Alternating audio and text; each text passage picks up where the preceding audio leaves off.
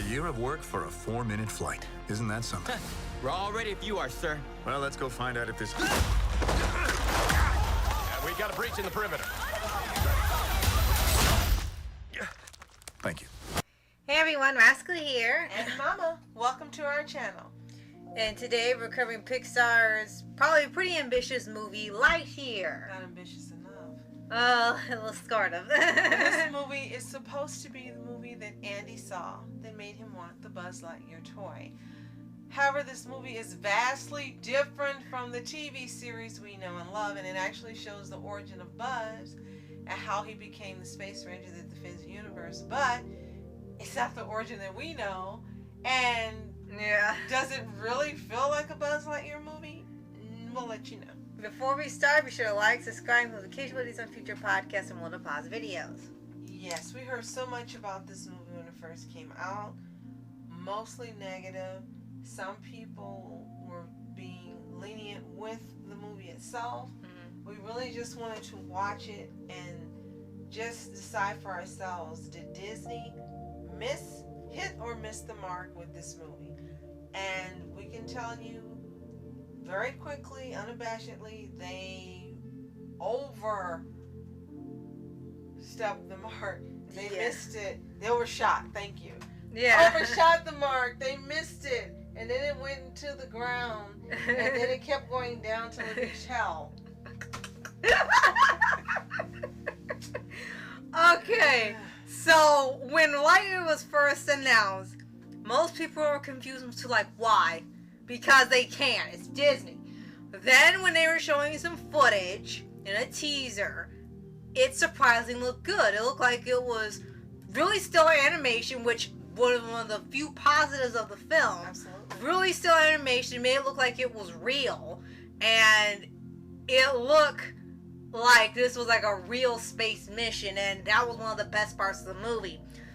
And you kind of thought it was maybe a more serious take on the show, where they kind of just had like a Saturday morning cartoon where you saw some aliens as a villain of the week, you saw some really quirky aliens, and just had some really fun adventures, which was all it was meant to be, and it was good.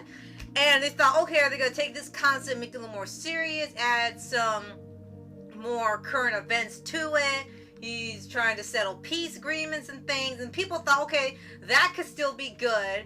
Even we wanted a campy movie, but maybe this could be good too. Then we saw it, and there wasn't a single alien in this whole movie. It had nothing to do with space travel to other planets. It had to do with something else entirely. And it was almost like a play in that it took place at the space base, and then when they pretended they were on another planet.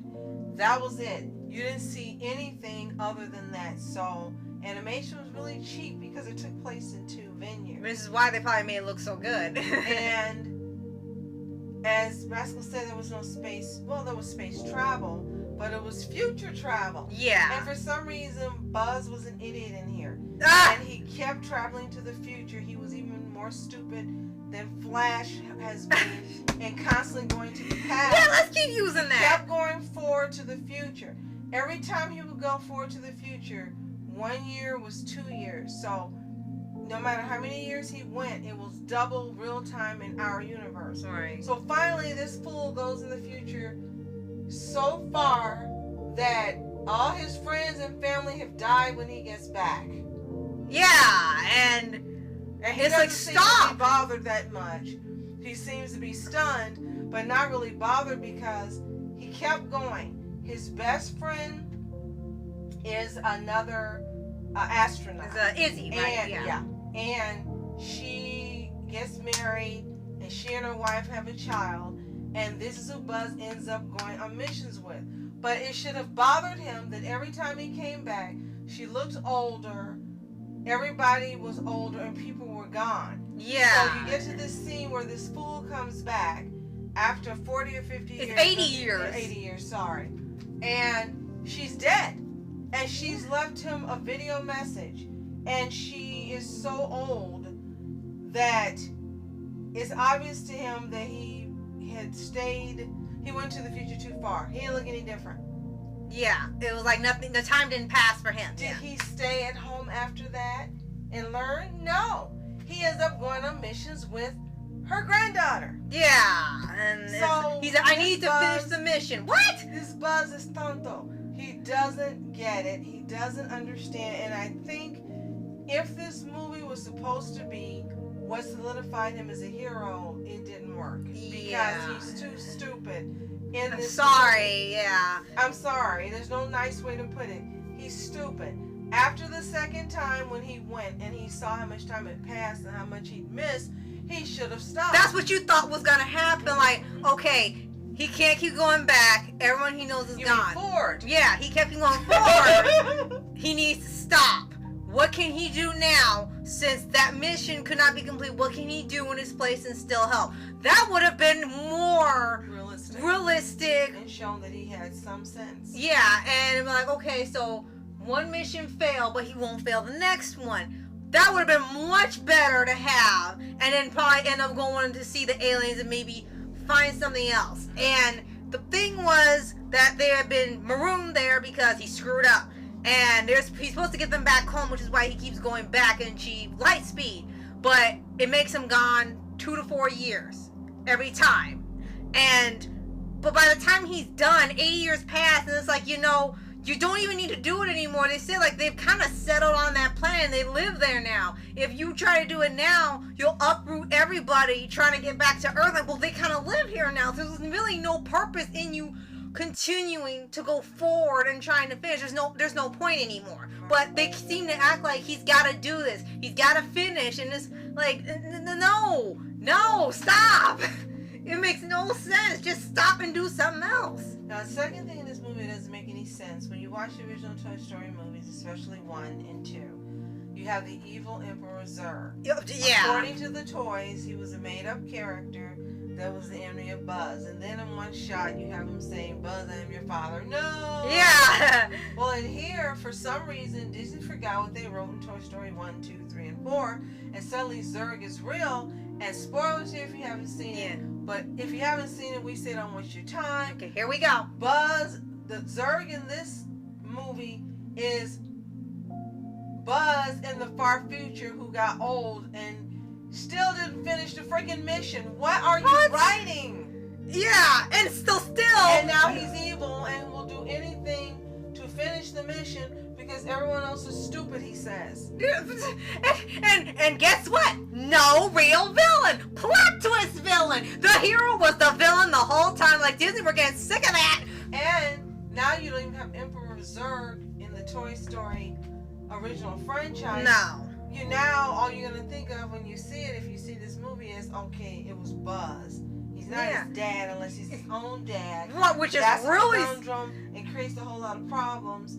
So don't put this in a what if. This is just, it's like, and that's who thought of this crap? And that's kind of what they lean towards to, and then change it at a drop of a hat. Because they made some shout-outs to the first movie where he was saying the lines Buzz said when he first appeared in the movie, which was the only callback they did correctly. Yes. But then when they had Zurg and you saw who he was, he said, Dad. And he's like, oh no, that's not your dad. They're like, but you could have set that up. That actually would have been a brilliant call out where his dad's been stuck in space or he's in the same predicament as him and he went missing. That could have been a brilliant setup and it would make the joke real, and it actually would have been brilliant because it's canon already. So they really not only dropped the ball and they resorted to an old trope. Everyone is now just beating with the dead horse no one wants to see anymore. It's a plot twist trope, villain, not really villain, but Buzz is also the villain now. So, but it's got great animation. That's about it. Yeah, it's like they can't save the movie. The animation itself couldn't make the movie. The animation is great, but the story isn't. Now, last but not least, you have Chris Evans. Love Chris Evans. Love him as Captain America. Hot, hot, hot. Problem for me is it wasn't that he was bad in the role. It's that it wasn't Tim Allen. And that is the problem. You wanted to hear Tim Allen. Since it was based on the real character, they say that Tim Allen should have been the voice of Buzz. It doesn't matter how old he is. He should have been the voice, and that would have at least helped connect it to the original franchise. But putting Chris Evans as Buzz just solidified it, having no connection to Toy Story 1, 2, 3, or 4. Doesn't matter what Disney tells us. Doesn't matter what they say. Do I believe Disney or my lying eyes? I don't think this has any connection with the franchise.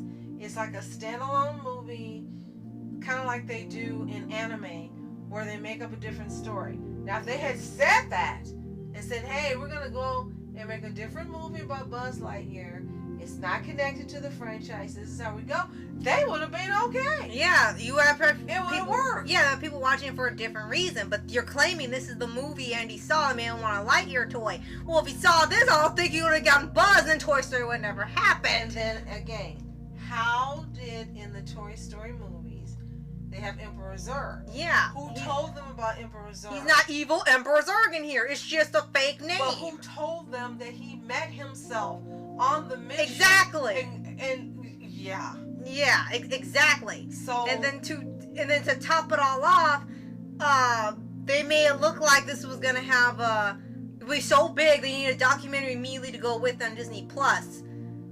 No. You jumped the gun too quickly. Like, oh, it's gonna be so big. Let's have a documentary on the making and the toy and this and that. Oh, this is huge. And then like 2 people watched it. Yeah. So for us, light years have passed. If you haven't seen it, we say don't waste your time. Now, if you've seen it and like it, let us know in the comments below what worked for you. Right. We'd really be interested in knowing, because for us, it just didn't work on any level. Yeah. Sorry, Chris Evans. Love you, love you, love you.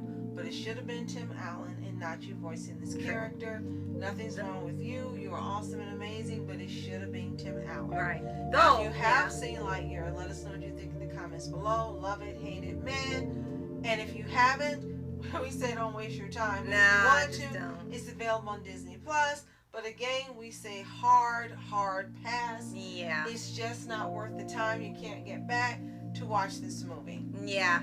And yeah. So if you haven't already, subscribe for updates, weekly videos, your favorite anime series, anime shows, and all things animation. Absolutely. So thank you for watching. I'm Rascal Entertainment. And I love entertainment. Have a fantastic day. Peace.